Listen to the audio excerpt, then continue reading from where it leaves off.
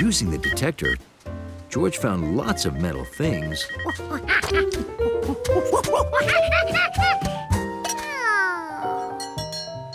But none of them was Yorbo.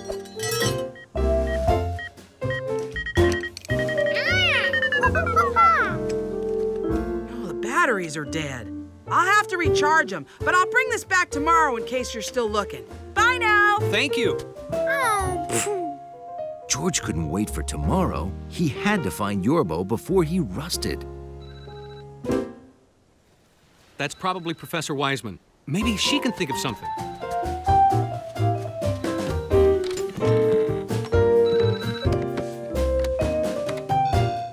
Hey, guys. Hi. I heard there was a storm, so I thought I'd check in. Oh, what's wrong? Well, George can't find his robot. It's buried in the sand. Is it made of metal? You could try using a metal detector. We borrowed one, but it ran out of batteries. Well, metal detectors are easy to make. Sure. First, grab the portable radio from the shelf. Okay. AM/FM radio, check. Next, find the calculator, bottom drawer on the desk. Then get some tape, top drawer on the desk. Now, take the radio and switch it to AM. Okay. Then turn the knob all the way to the highest radio station number, but make sure you get static and not an actual station. Turn up the volume, then turn on the calculator and tape it to the radio. Fantastic. You see, the radio and calculator act as a magnet. When it finds things that would stick to a magnet, the radio beeps.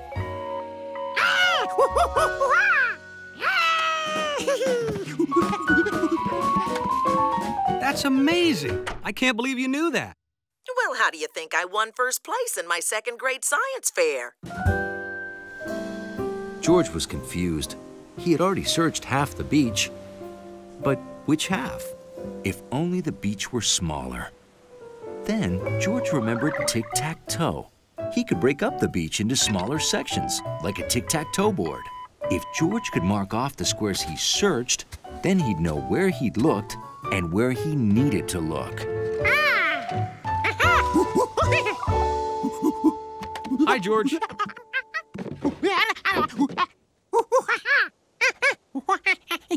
You want to make a grid to help you keep track of your search?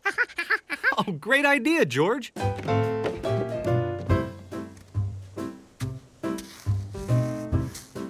All set. Let me know if you need anything.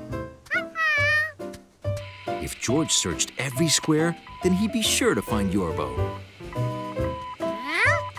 In square number 4, George found a trumpet. In square 6, George found a front grille to a '57 Cadillac. But by square number 8, there was still no sign of Yorbo. No luck, huh?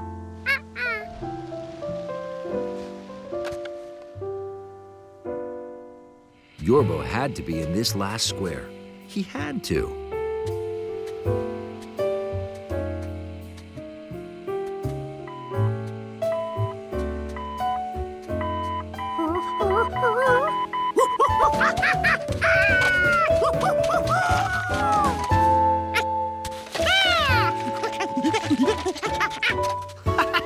Way to go, George! You found him! Yorbo is great, yes?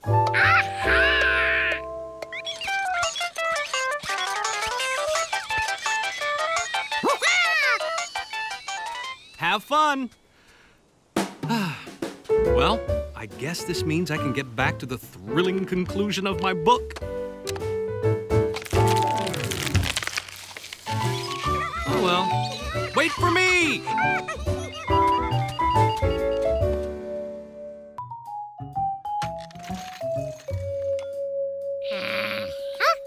Now for the test.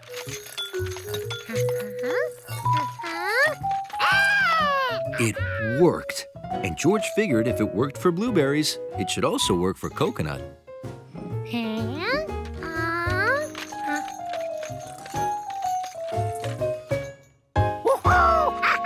George's creation worked like a vending machine, but it didn't look like one.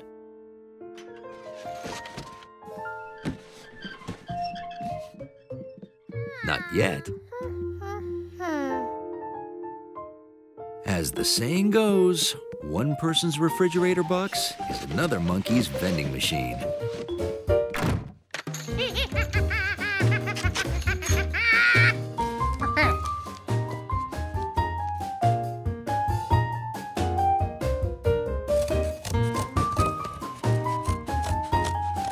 George finished his machine by making a serving slot for the bowls.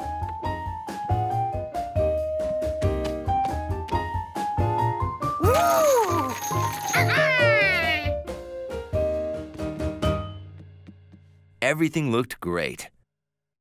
But who would turn the wheels?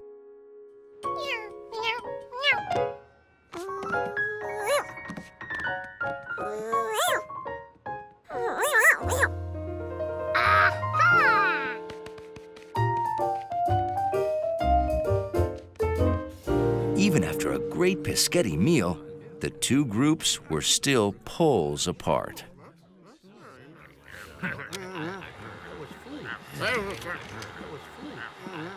We've got to get both groups to relax and mingle. Maybe the after-dinner entertainment will help? Oops. I forgot all about that. Sorry. Right, dessert. Yes, George, we're ready. May I have everyone's attention, please? I want to thank Professor Chilla de Winter and Professor Dewey Friesen. I represent the North Pole, of course. The one on top of the world. It all depends on how you hold the map. Yes, well, thank you for joining us tonight. And may I just say, what is that? Is that a vending machine? Wow! George's special dessert started with a special coin. Gnocchi's love of toys was exactly what the George-O-Matic needed. Look at that. It's amazing. Wonderful. Thank you. Oh, why, this is snow on a mountain. My mommy used to make that. Mine too. Oh, what do you mean you forgot the entertainment? This is perfect.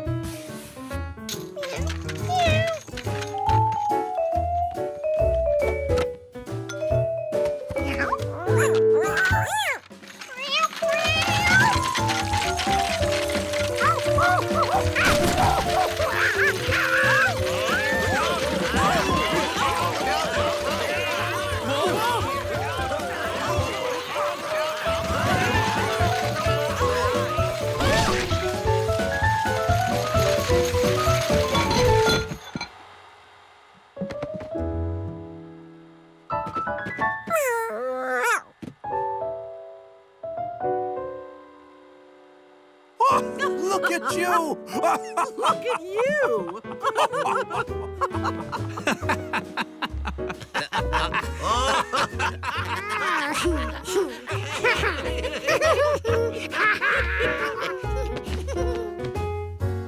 It's like the Arctic in here. I'd say more like the Antarctic. Oh, frostbite and icicles. Snow is snow, right? Right. Put her there. Happy to. Well, George, thanks to you, Operation Snow Go is going. George? As for George, he was busy perfecting his plans for the next George-O-Matic.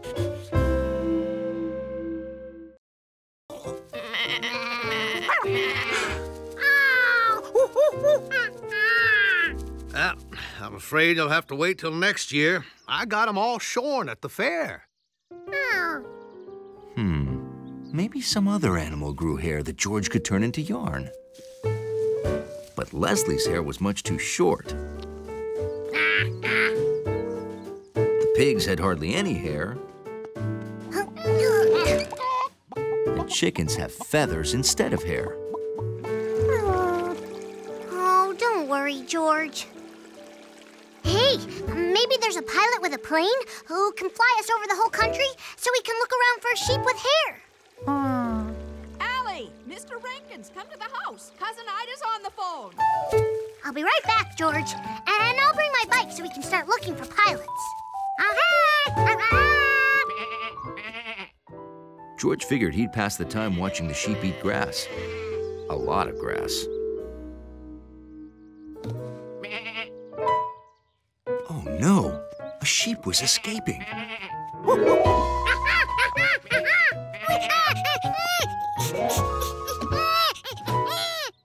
Bo didn't seem to understand Monkey.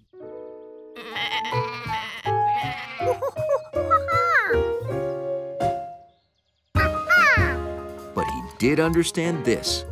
Now, what was the whistle for help runaway sheep? George didn't know, so he guessed.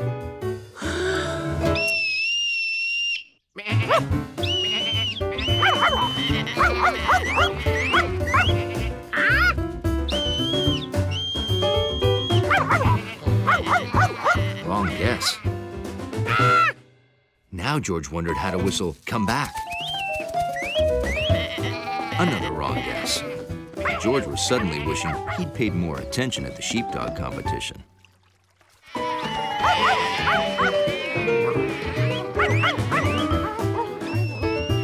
tried every whistle he could think of to get Bo to turn the sheep around. None of them was right. Been a slow day today.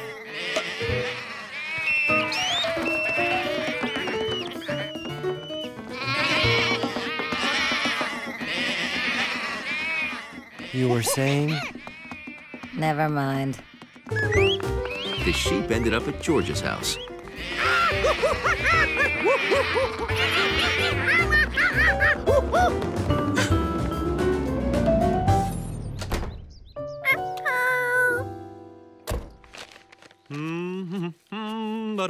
Hi, George.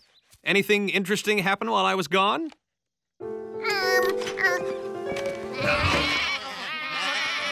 Oh, no. George?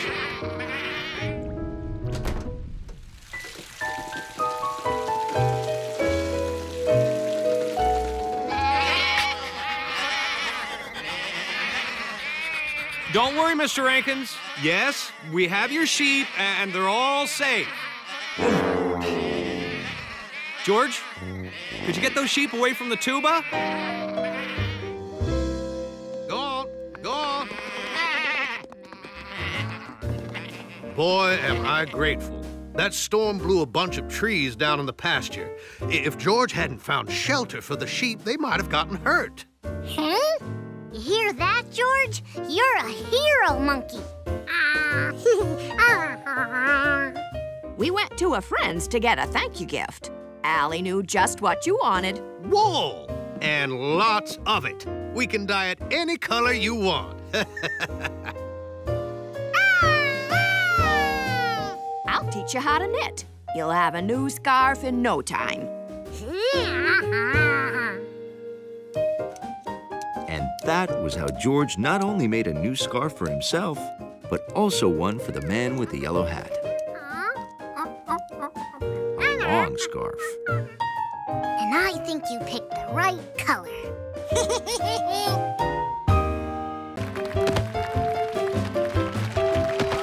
Safe at home. Now that George was a numbers pro, he was having a great time, keeping score, watching the game, and rooting for Marco to hit a home run. Here's the pitch. Looks like it could get out of here. It's going. A fantastic grab by the outfielder. That was the third out. Now the Tiger babies are up. Sorry, hungry people. My mom's on the phone and I have to talk to her. I wish there was someone who could help you, but there isn't. Really? You can help? Awesome! But first I have to see if you're qualified. It fits! You got the job. Good news, people. This very nice monkey is taking my place. I just served customer number 7, so 8 is next. Hey, Mom, what's up? After 7 comes 8, then 9, then 10. This was going to be easy.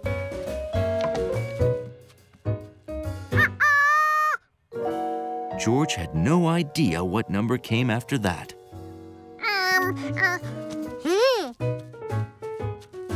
Excuse me, I'm number 16. I should get my drink before 17 gets his pretzel. Hold on! You can't serve 16 before you serve 14.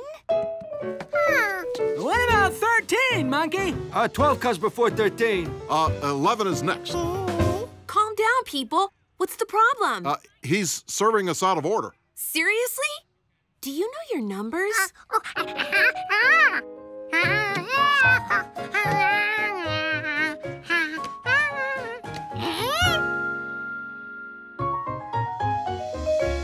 Nice job.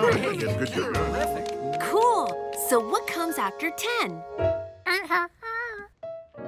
Well, I'll show you. It's easy. Just cover the first part of the number with your hand and look at the second part. See?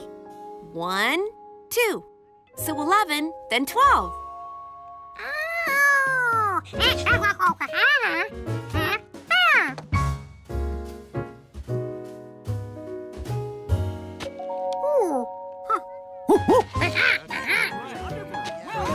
Awesome! Do you want me to take over? As fun as it was to hand out popcorn, George was eager to get back to the game. Hey, kid, where you been?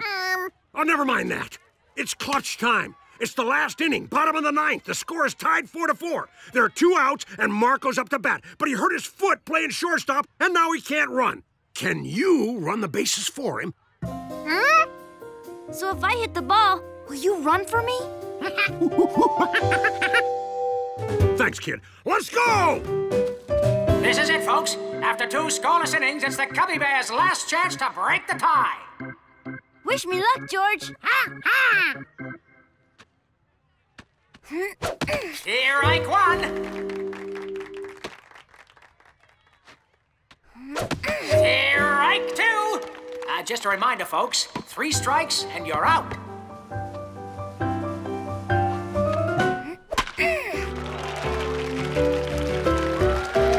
Come on, Hope. Keep going. Keep...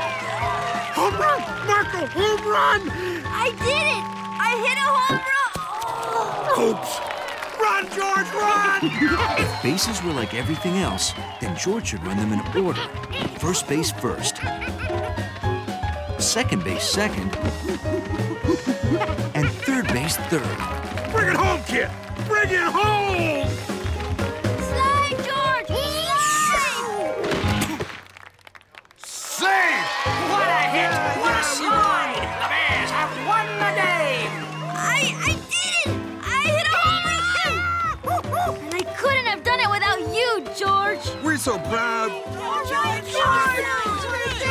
That was a fine hit, Marco, and a fine run, kid.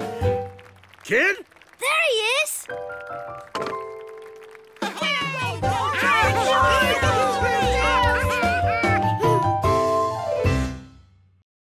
Citizens of Prairieville, welcome to the ceremony for the joining of the rails. And to drive in the last pin, Sheriff Doorman. What? Oh dear, I've lost the pin! Here he is! Sorry, excuse me. Oh no!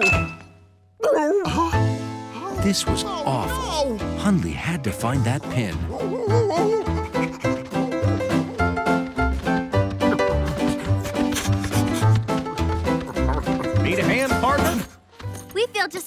about losing the pin. Prairieville, Prairieville, we won't be going nowhere until we find the pin that flew away and ruined the ceremony.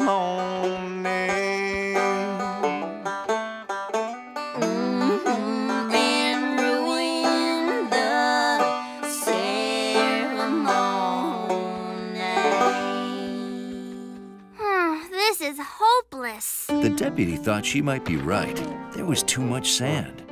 Then the stranger realized all they needed was a sifter. Something with holes that would let the dirt out but keep the pin in. Oh! Who's hungry? After all, what's a Western without a the spaghetti? Perfect. A really big sifter.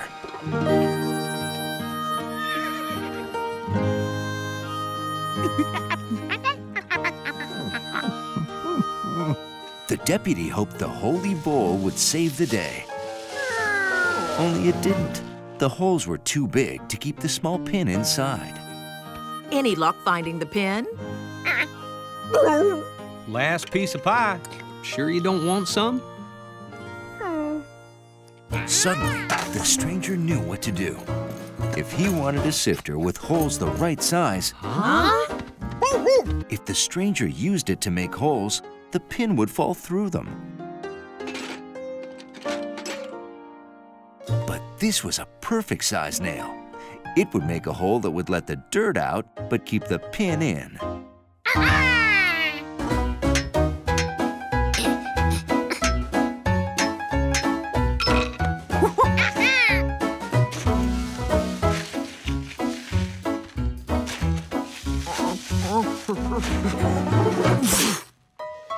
Well, I'll be. There it is!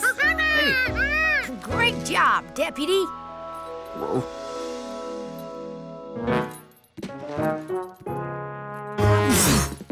Hey, there it is! Way to go, Huntley. You've got the best sifter of all. Yeah, your nose. Now, who should put in the pin? We don't want to lose it again. Hey, my town! It's all set up. Aw, and you saved the last pin for me.